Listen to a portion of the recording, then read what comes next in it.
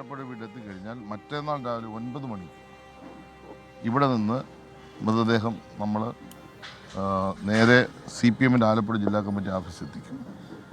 ഏകദേശം 11 മണിയോട് വരെ അവിടെ പൊതുദർശനം ഉണ്ടാവും. അതിനുശേഷം പോലീസ് റിക്രിയേഷൻ ഗ്രൗണ്ട് അവിടെ ആണ് നമ്മൾ അദ്ദേഹത്തിൻ്റെ ഭൗതിക ശരീരം പൊതുദർശനത്തിന് വെക്കുന്നത്. ഏതാണ്ട് ഉച്ചയ്ക്ക് 3 മണി വരെ അവിടെ പൊതുദർശനമാണ് ഉദ്ദേശിക്കുന്നത്. 3 മണിയോടുകൂടി അവിടെ നിന്ന് വിലാപയാത്ര ആരംഭിച്ച് 4 മണിക്ക് വലിയ ചുടുകാട്ടിൽ അദ്ദേഹത്തിൻ്റെ ശവസംസ്കാര ചടങ്ങ് നടത്താനാണ് ഇപ്പോൾ ഒരു ആലോചന സംസ്ഥാന നേതൃത്വവുമായിട്ട് കൂടി ആലോചിച്ച് എടുത്തിട്ടുള്ളത്. ഇതിൻ്റെ ഭാഗമായി ബഹുമാനപ്പെട്ട MLA-മാരും ഞാനും കൂടി പങ്കെടുത്ത് കളക്ട്രേറ്റിൽ കളക്ടറും ബന്ധപ്പെട്ട SP അടക്കമുള്ള ഉദ്യോഗസ്ഥന്മാരുമായി യോഗം നടത്തിയിട്ടുണ്ട്.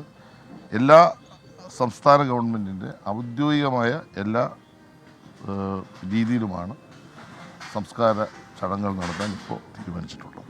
ഇതാണ് അറിയിപ്പായിട്ട് പറയാനുള്ളത്.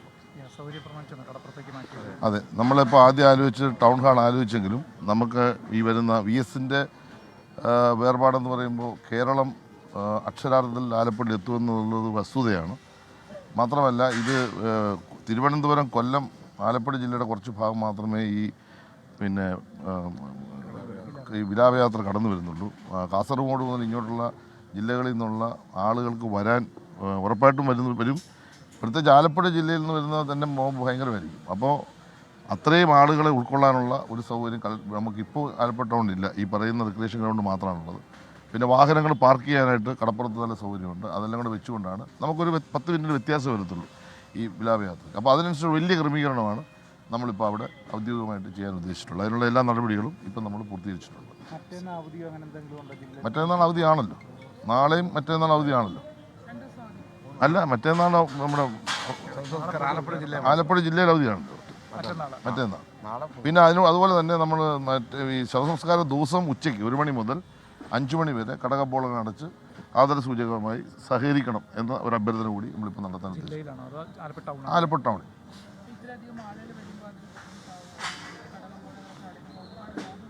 അല്ല, അതുകൊണ്ടാണ് അവർക്കൊരു ബുദ്ധിമുട്ട് വരാതിരിക്കുക എന്നുള്ളതുകൂടിയുണ്ട്. കാരണം എന്ന് വെച്ചാൽ ഉറപ്പായിട്ടും വലിയ ജനസഞ്ചയമായിരിക്കും. നമ്മൾ കാണുന്നതിന് പ്രതീക്ഷിക്കുന്ന അപ്പുറമായിരിക്കും ആളുകളുടെ വരവ്. അപ്പോൾ സ്വാഭാവികമായിട്ടും അത് ക്രമീകരിച്ച് കൈകാര്യം ചെയ്ത് മറ്റൊരു കുഴപ്പമില്ലാതെ അതിൻ്റെ കാര്യങ്ങൾ കൊണ്ടുപോകണമെന്നുള്ള ഒരു ഉദ്ദേശത്തോടുകൂടിയാണ് ഞങ്ങൾ വിശദമായി ഇപ്പോൾ ഒരു പരിശോധന നടത്തി. അതുകൊണ്ടാണ് ഈ ഒരു ക്രമീകരണം ഇപ്പോൾ വരുത്തിയിട്ടുള്ളത്.